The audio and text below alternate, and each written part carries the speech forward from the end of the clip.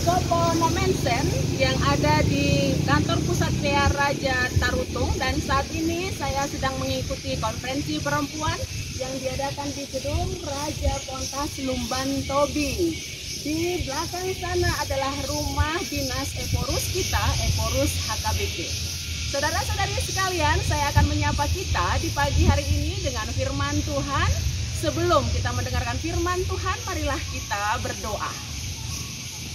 Terima kasih Tuhan untuk pagi yang indah yang Kau berikan kepada kami. Sapalah kami dengan firman-Mu agar kami semakin paham apa yang Kau inginkan dalam kehidupan kami. Amin. Jemaat sekalian, firman Tuhan menyapa kita pada pagi hari ini tertulis dalam kitab Matius pasal yang ke-18 ayat yang ke-15. Demikian bunyinya. Apabila saudaramu berbuat dosa, tegurlah dia di bawah 4 mata. Jika ia mendengarkan nasihatmu, engkau telah mendapatkannya kembali. Demikian firman Tuhan. Saudara-saudariku sekalian, ada ungkapan Batak yang mengatakan met pe si hapor junjung dijunjung do si majujungna.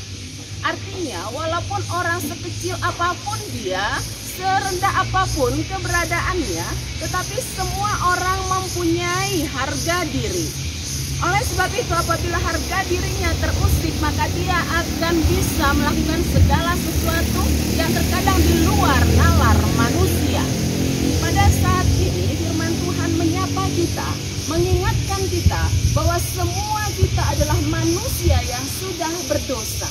Namun seiring dengan itu, kita juga diminta oleh Tuhan untuk mengingatkan dosa orang lain, untuk mengingatkan kesalahan orang lain, agar dia mengakui kesalahannya dan mau bertobat.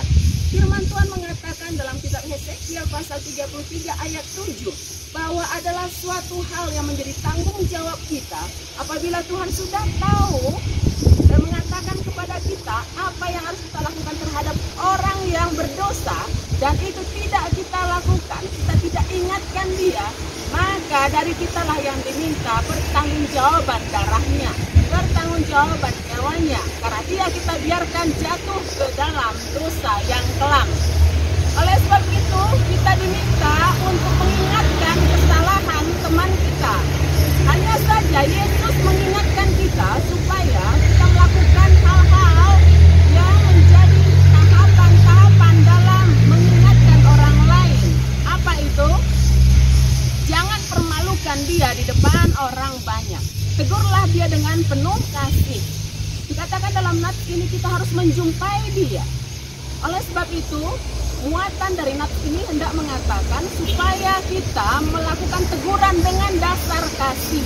Jumpai dia face to face agar dia mengetahui bahwa betul-betul niat kita untuk hal yang baik, untuk membenarkan kesalahan dalam diri seseorang itu, bukan untuk mempermalukannya. Apabila kita melihat dalam situasi saat ini begitu maraknya sosial media, banyak sekali orang menunjuk kesalahan orang lain dengan menggunakan sosial media, sehingga yang ditegur itu merasa dipermalukan. Hasilnya bukannya dia bertobat, namun dosanya semakin dilakukannya lebih besar lagi. Oleh sebab itu, marilah kita lebih bijaksana lagi untuk menegur kesalahan teman kita. Gunakan segala sesuatu yang bisa kita laksanakan secara langsung. Misalnya kita bisa mengingatkan orang lain dengan menggunakan japri atau direct message. Artinya kita tidak mempermalukan dia di depan orang banyak, tapi kita menegur dia dengan penuh cinta kasih, dengan harapan dia menyadari kesalahannya dan kemudian dia mau bertobat. Itulah yang Tuhan inginkan dalam hidup kita.